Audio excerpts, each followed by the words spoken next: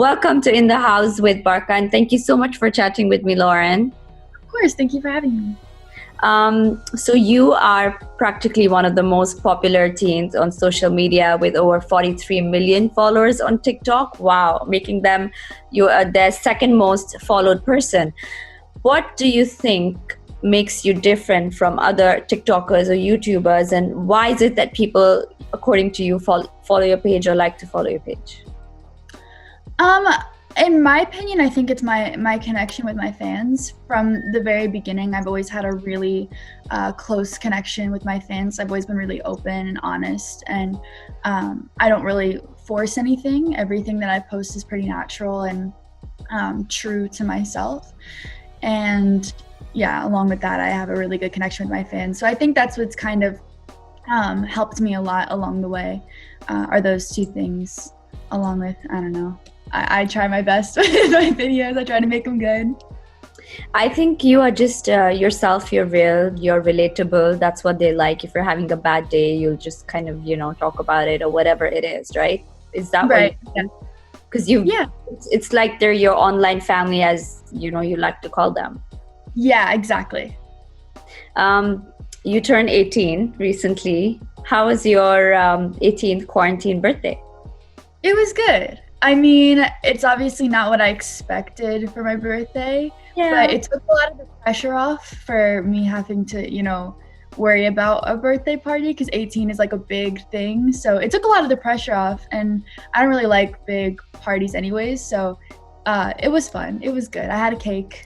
I did the whole thing, but just at home. You were home? Yeah, I was home, and I think two of my friends came over, and that was my birthday. But it was cool. Like, we watched movies, and I don't know. I wouldn't have asked for anything different. I think it was good. I think when, these recent challenging times, we all have realized who our close friends are and the value. And, we have big plans, but I think it must have felt special just being with your close loved ones. Yeah, definitely. I wish that my parents could have been there, because my parents live in Pennsylvania and they couldn't fly here. That's the only thing I would have changed. But other than that, it was really good. And yeah, I wouldn't have changed it. I watched a lot of your TikTok posts, and I have to say my favorite actually is the one which is greater than your past. Mm-hmm. And it's different from what you've done, your other posts. It's very deep, it's very emotional, and the way you've done it through expressing through different forms of makeup and one line, that was excellent. What was the whole idea behind it, and what made you do it? Yeah, are you talking about the one I did a while ago? Greater than your past. I think it was like, I don't remember the exact date. It was probably a while ago. Was it my sexual assault story? Was that it? That one? I think it was around the same time. Okay. I post so many videos. I'm like trying to figure out which one it was. Yeah. So I think that the makeup is something that I've always used to express myself, and I think that that's kind of a given for me, because I've always loved makeup. But, I do like to be vulnerable online and share more of my life than maybe some people are comfortable with. But I feel like that kind of makes me a real person. Yeah. So that's kind of how I go about social media. And, I like to use the things that I'm passionate about and the things that I love, whether that be music or makeup, to express that. So that's usually how I go about most of my videos, and that's probably how that one came about. There's a couple videos that you could be talking about, but that's... I would love to go on my phone and give you the exact thing, but it's just where you had, the cross as black. Oh, I posted that yesterday. Yeah. Okay, yeah. Yeah, that's how that one came about. It was really brave of you to talk about it, about your sexual assault, and what made you finally talk about it, because I'm sure there, like we did, the research and the numbers, and there are literally 1 in 5 are a victim in America. It was commendable what you did. Thank you. Yeah, so I got a message on Instagram one day that was from someone that I didn't know, like a random account, saying that they knew they knew what had happened, but they really didn't. They had the story wrong. And I know how fast word can travel, and I wanted to be the one to tell my own story. So I knew it was going to happen eventually. Like, I knew that eventually I would come to terms with it and speak about it, because it is something that I'm passionate about. But I obviously wasn't expecting it to be so soon. But I thought, I'm just going to put it out there. And if it helps someone or if it inspires someone, then I've done my job. I've told my story, and it's worth it if there's a positive outcome. And there really was a positive outcome. Everyone was really supportive. There was a lot of people who, shared their stories, and it gave them a sense of courage and feeling like they're not alone, because a lot of people don't know what happens, behind the scenes when it comes to, influencers and celebrities. And I think it's important that people can see the person behind the screen. Yeah. So that, even though it wasn't necessarily when I expected it to happen, I'm glad that it did. How did your parents react when you actually told them of what happened? So I told my mom probably a couple months after it happened. And I didn't really know anything. I was 13, so I didn't know anything about, I just turned 13, so I didn't know anything about, sex and things that can happen. Like, I didn't really know. So I told my mom, and I was like, please don't tell Dad. Like, please don't tell Dad. Of course she did. Yeah. And my parents were obviously really upset. And that's understandable, because obviously no one wants to see their child go through something like that. But I think they handled it the best that they could for me. I know it's different for everyone. Yeah. People go through things all the time, and that's the way I look at it. People go through trauma in all different forms. People, there's deaths, and but that just happened to be mine, and that's kind of what shaped me as a person, helped to shape me. Yeah. And I think my parents handled it the best they could, and obviously I came out of it all right. So they were really understanding. On a lighter note, I did a cameo in Taylor Swift's video. How was that? That was incredible. It was so awesome. She's one of the kindest people I've ever met. And people always say you're not supposed to meet your idols, because you never know, and it could ruin it. So I didn't even know that it was her music video at first, because when things, especially with such a big celebrity music videos, they keep a lot of things under wraps. Yeah. So I didn't necessarily know what I was walking into, but I've been the biggest fan of her my whole life, like since our song, like before Fearless. So I met her, and I was so nervous. She was dressed like a man, obviously. She was in full prosthetic. I didn't even know it was her at first. And we talked for a while. She's really sweet. I was like one of the only people. It was me and a stunt guy on set. So I got to talk to her a lot. And I was really, really like pleasantly, I don't want to say surprised, because I always knew that she was a pretty kind person, but I was really happy with my experience working with her. Because there's nothing wrong if you say surprise, because people do have preconceived notions about celebrities, especially if she's like a superstar. So you feel nervous, and you're like, oh my God, is she going to be good to me? Is she going to say hi to me? Or, but it's so nice to know that she's so sweet. Yeah, definitely. And I've worked with people that are nowhere near her caliber of success, who are just not so nice. So to see someone who's so successful, but also so humble and so kind to everyone that she works with, it says a lot, You yourself have such a beautiful voice. I love your song, Queen. Thank you. Did you always want to be a singer?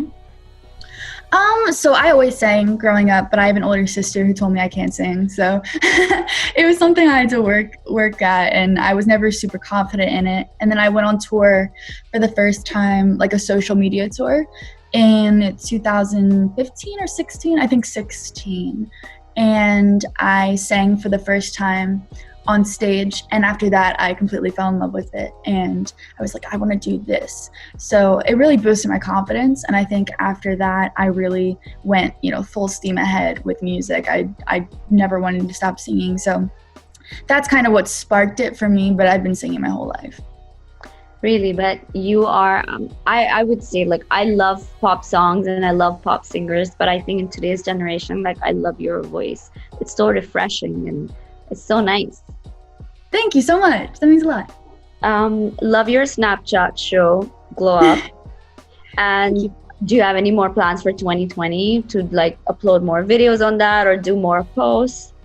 Yeah, so I post on Snapchat every day, but the first one, I think I've actually done 2 now. Oh, have you? Because I was looking at it, said the last one was season 2, October. Yeah, 2 seasons. Yeah. Right? Yeah, that's why I was. What about this year? Yeah, so I wanted to do a makeup show because I love makeup, and the first season was cool. I did like everyday makeup, step by step. Second season was fun. I did like Halloween themed makeup. And this year, actually, I just got a message right before I got on here about, creating another show with Snapchat. So hopefully that'll be coming soon, and we're going to be talking about it. So yeah, I'm really excited, and I love working with Snapchat. They're a great team. You actually inspired me to create this product for my brand, which is the eyeliner with glue. So you can use it as an eyeliner, and you can use the eyelash as an eyelash glue. So that's awesome. So it just saves time, to do all that. Do you have a lot of girls who like send you queries and questions on makeup? And I know they all follow you. Yeah, I do a lot of makeup videos. I definitely get a lot of people who like my makeup. I mean, I personally love talking about makeup. I could talk about makeup all day. So if anyone has questions or that's what people want to see, I love filming myself doing makeup. And that's kind of what my first passion was when it came to social media. Is I loved doing my makeup and filming little videos. So I do get a lot of people who ask me questions, and I love to answer them because I just like talking about makeup.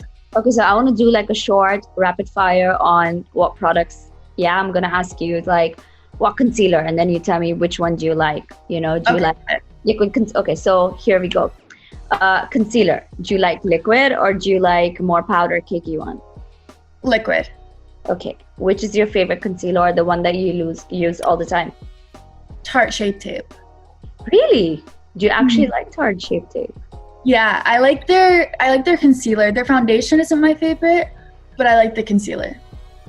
Foundation. Do you prefer a compact powder or liquid? A liquid. Do you use it every day or just when you like a red carpet?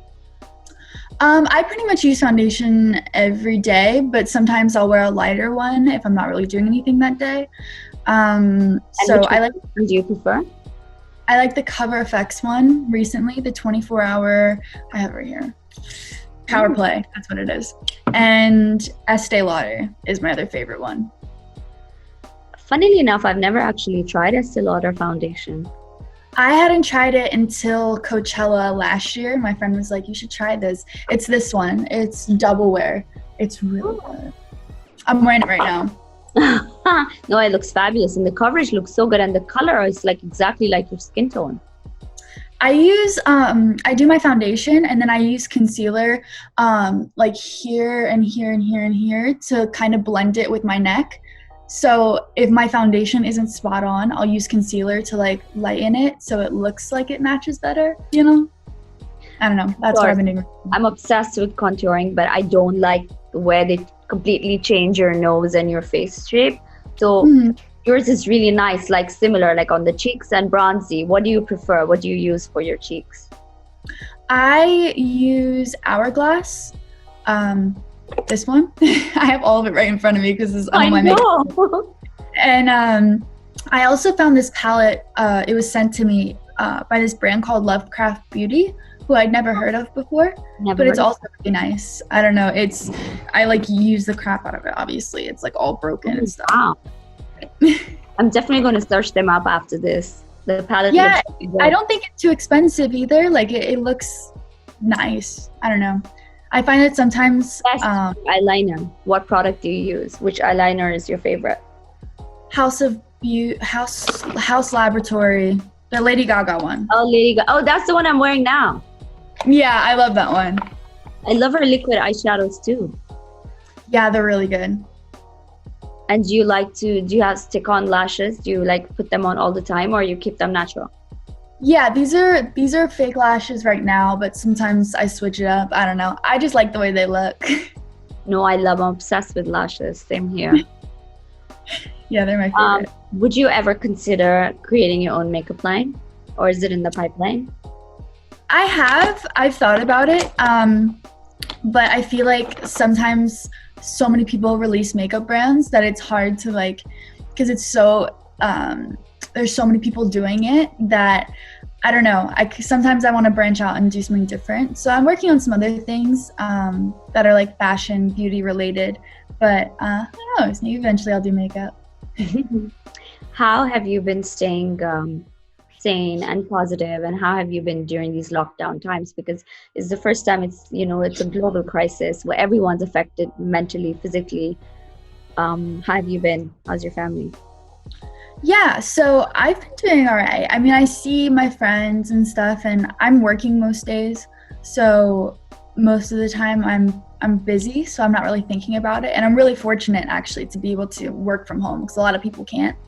So I mean, I paint, I play video games, and I work and I write music. I have a whole studio over there where I can record myself, so I can still make music. So I've just been staying busy. At this point, it doesn't really feel like quarantine anymore because I'm so used to it. Yeah. But yeah, just staying busy. Do you have any positive message for your fans that you would like to give them, Yeah. Hi, I love you. My music video actually just hit 1 million views, so thanks for that. Okay. And hi.